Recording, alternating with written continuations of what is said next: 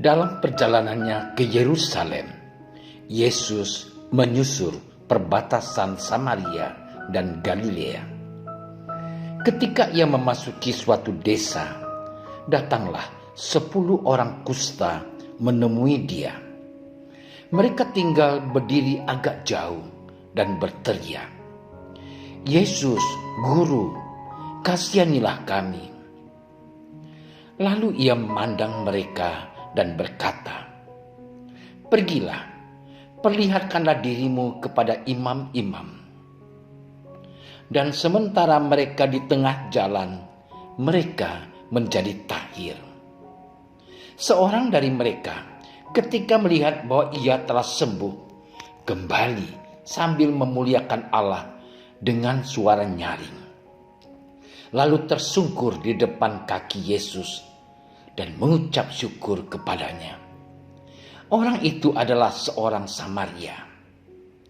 Lalu Yesus berkata, "Bukankah ke-10 orang tadi semuanya telah menjadi tahir? Di manakah yang 9 orang itu? Tidak adakah di antara mereka yang kembali untuk memuliakan Allah, selain daripada orang asing ini?" Lalu ia berkata kepada orang itu, "Berdirilah dan pergilah, imanmu telah menyelamatkan engkau." Demikianlah Injil Tuhan.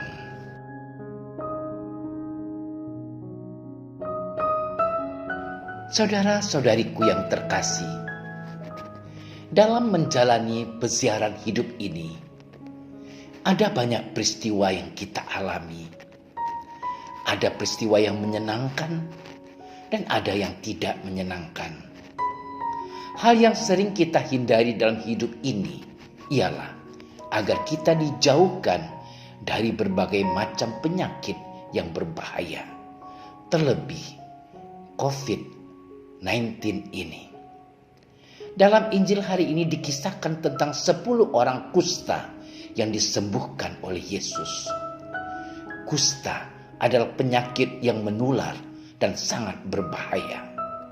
Bagi masyarakat Yahudi, seorang yang terkena penyakit kusta dianggap sebagai orang yang dikutuk oleh Allah dan harus dijauhi, dan mereka hidup terisolasi. Seruan ke-10 orang kusta tersebut meminta belas kasihan kepada Yesus. Hal ini menjelaskan betapa tersiksanya mereka. Apalagi mereka tidak dianggap oleh keluarga mereka sendiri. Mereka dikucilkan dan dijauhi oleh masyarakat. Mereka boleh pulang ke rumah keluarganya apabila mereka telah sembuh dari penyakit kustanya. Pada akhirnya, Yesus menunjukkan kasih-Nya kepada mereka dengan berkata, "Pergilah, perlihatkanlah dirimu kepada imam-imam." Dan ke-10 orang kusta itu sembuh.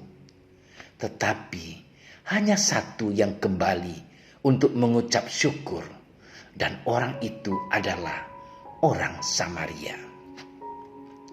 Saudara-saudariku yang terkasih, ada sebuah kisah. Sebut saja namanya Denny. Denny sudah menjalin relasi pertemanan dengan Arman sejak bangku sekolah dasar hingga tamat SMP. Arman telah menganggap Denny sebagai seorang sahabat, sehingga ia sering berbagi cerita perihal masalah pribadi yang dialaminya. Pada suatu hari, Denny mengalami masalah dana untuk biaya pengobatan ibunya yang sedang sakit. Dengan sukarela Arman membantu Denny dari hasil tabungannya selama 8 tahun. Ia sungguh ikhlas membantu Denny tanpa bermaksud meminta imbalan. Arman pun tidak mengharapkan uang tabungannya harus diganti oleh Arman. Yang diharapkan Arman ialah ibu Denny cepat sembuh. Setelah ibu Denny sembuh, sikap Denny berubah terhadap Arman. Ia justru menjauhi Arman tanpa sebab. Arman merasa kecewa dengan sikap Denny. Setiap kali diajak untuk bermain, Denny selalu menolaknya. Mungkin takut kalau Arman akan meminta uangnya kembali. Saudara-saudari yang dikasihi Tuhan, kita kerap kali lupa diri atas apa yang terjadi dalam diri kita. Ketika kita sudah dibantu oleh orang lain, kita justru lupa untuk mengucapkan terima kasih atau lupa membalas kebaikannya. Semenjak kesembuhan ibunya, Denny tidak pernah mengucapkan kata terima kasih kepada Arman, apalagi mau mengembalikan uang tabungan Arman. Ada juga kisah lain di mana seorang telah dibantu uang kuliahnya sampai ia selesai mendapatkan gelar sarjana pendidikan sejak dari semester 1. Tetapi setelah selesai di wisuda dan berkarya, tidak ada satupun kata untuk terima kasih. Ia pergi begitu saja. Saudara-saudariku yang terkasih, Injil hari ini mengisahkan bagaimana sifat dari ke-10 orang kusta itu. Dari ke-10 orang kusta itu hanya 1 orang saja yang kembali kepada Yesus untuk mengucapkan syukur atas kesembuhan yang diperolehnya, yakni orang Samaria. Justru orang yang dianggap hina itu yang mengucap syukur kepada Yesus. Sebagaimana yang kita tahu bahwa orang Samaria dianggap bangsa kafir, rendah dan tidak bermoral, maka alangkah memalukan hal itu bagi orang Israel ketika Yesus mengatakan bahwa kemana yang 9 orang itu. Secara tidak langsung Yesus ingin mengatakan di mana letak kesucian bangsa Israel sebagai bangsa pilihan Allah. Kemudian Yesus melanjutkan perkataannya dengan nada yang lebih tegas. Tidak adakah mereka yang kembali untuk memuliakan Allah selain dari orang asing ini? Perikop ini secara tidak langsung ingin mengatakan bahwa mengapa bangsa Israel yang kudus, tidak berdosa dan menganggap dirinya bertuhan, tetapi tidak memperlihatkan dirinya bertuhan. Mereka menganggap diri bertuhan, tetapi tidak mau mengucap syukur atas apa yang telah diterimanya dari Tuhan. Saudara-saudariku yang terkasih, dalam hidup ini seringkali kita menganggap diri kitalah yang paling suci, kudus, bertuhan, dan telah diselamatkan oleh Tuhan. Dan bahkan kita mengklaim bahwa kita pasti masuk surga. Bahkan terjadi sesama warga gereja pun ada yang saling menghakimi, menuduh, dan memperlakukan tidak adil kepada sesamanya. Kita lupa bahwa diri kita adalah manusia biasa yang tidak bisa lepas dari kesalahan dan dosa. Terkadang perkataan dan perbuatan kita tidak menunjukkan bahwa kita adalah orang yang bertuhan. Kita terkadang pula jatuh seperti 9 orang kusta tersebut yang lupa bersyukur setelah mendapatkan apa yang kita inginkan.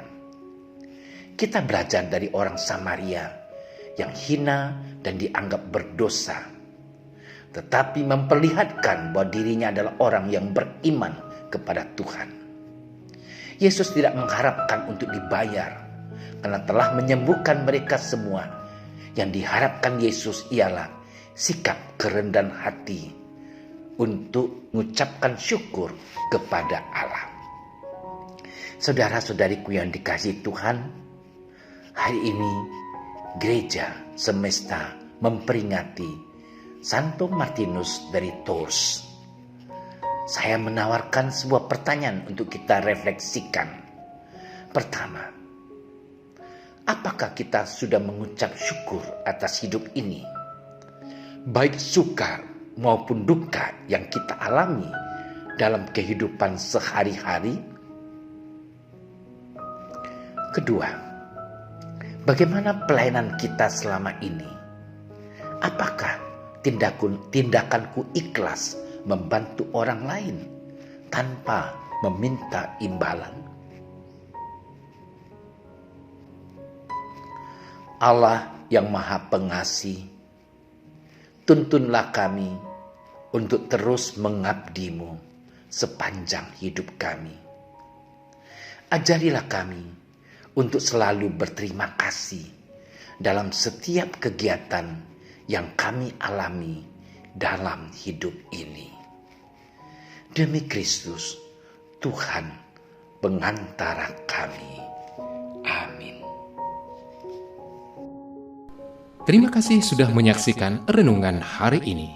Jangan lupa like, subscribe, dan aktifkan tombol loncengnya agar Anda yang pertama mendapatkan notifikasi updatean renungan harian dari Komsos Keuskupan Padang. Dan bagikan ke sosial media agar saudara-saudara kita dapat mendengarkan dan merenungkan firman Tuhan.